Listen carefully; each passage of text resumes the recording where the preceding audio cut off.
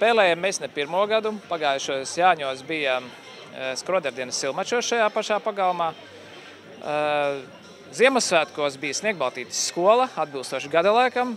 Un šogad limuzīnas Jāņu nakts krāsā, tāpēc, ka ir tādi latviešu filmu un teātra darbi, kas visiem ir zināmi. Un arī publika jau zina visus tekstus, un galvenais ir interesē, kādi tad izskatīsies aktieri, kas kuru lomu atveidos.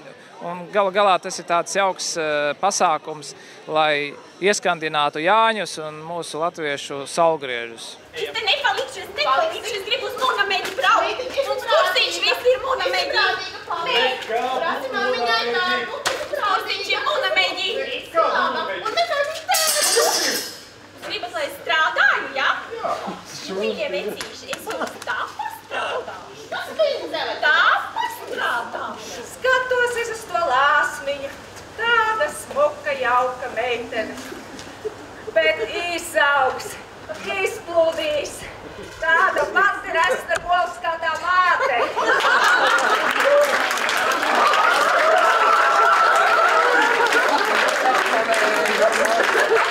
Es šodien iešu laikam uz Kūni gulēt. Tur iekšā ir karsts un arī mušas, ko... Mājā var vēl uz to sienu pār. Man reiz meitene ar 18 gadiem.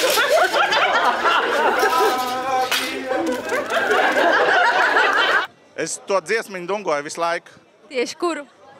Bija man reiz meitene ar 18 gadi. Tur ir...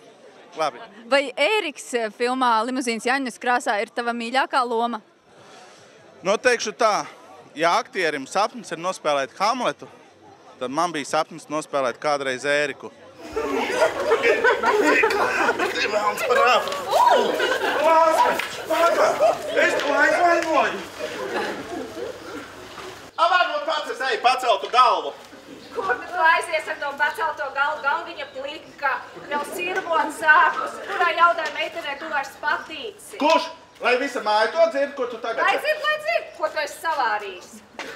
Jā, bet parunāsim kā pieauguši cilvēki. Nekas mums tevi neinteresē. Futbolu tu neskaties.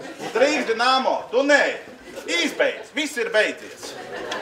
Nav beidzies. Viens otrs vēlējās jau no jaunā gada kaut ko spēlēt, un ir tādi, kuri piekrita pēdējā brīdī, un kuri arī mums tika veiksmīgi ielēkuši lomā, pilnīgi negaidīt, un tāpēc jau interesantāk. Arī līdz pēdējām brīdim nebija zināms, kāds būs Žigulis, protams, īsti Jāņu nakts krāsā neizdevās dabūt, bet kaut ko līdzīgu. Protams, es nepretendēju uz kādu augstu mākslu, tas ir vairāk priekš kolektīvu, kaut gan man arī pašam ir amatieru teātra režisora izglītība. Esmu beidzis kursus pie Arnolda Liniņa, esmu 8 gadus iestudējis izrādes Cesvaines tautas teātrī, un tas vienkārši ir pēc ilgāka pārtraukuma tāda atkal atgriešanās veiksmīga pie teātra, jo teātris ir tāda lieliska iespēja iziet no sava ikdienas tēla un uzvelkot kostīmu, pārtopot par citu personāžu, būt pavisam citam cilvēkam, pavisam savādāk paskatīties uz dzīvi. Cienījamie bēru viesi, Lejas māte lūdza, lai jūs visi šitamajā bēdīgajā dienā nebūtu tik skumīgi. Viņa jau vēlējās tā ātrāk tikt tur pie savējiem, pie vīra un pie dēliem, kurus paņēma karš. Tādēļ izpildīšu vienu no mīļākajām Lejas mātes dziesmām. Māt, atkal logā zvaigznes kvēlos. Māt, atkal logā pēlēks vakars blau. Māt, dziedi vēlreiz šūpļā.